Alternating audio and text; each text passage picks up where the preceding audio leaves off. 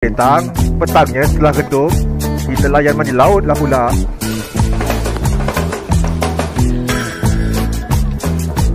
Keadaan dan suasana laut pada masa ni memang amat mesra lah untuk aktiviti air.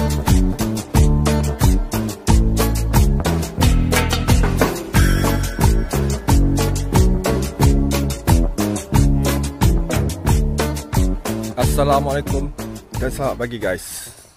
So hari ni hari ketiga. Pagi-pagi, sekarang jam pukul 7 pagi. Ni keadaan campsite pada waktu pagi ni.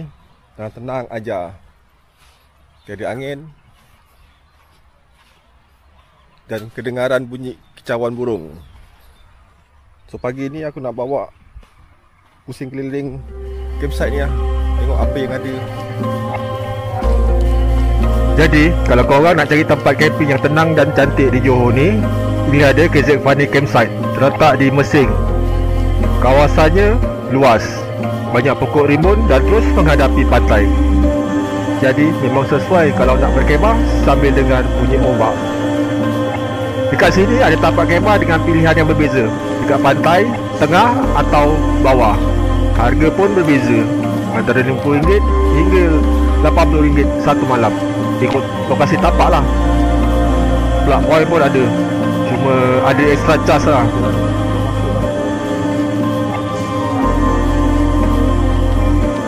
Untuk kemudahan asas, tandas, bilik mandi, sinki dan juga tandas mesra OKU.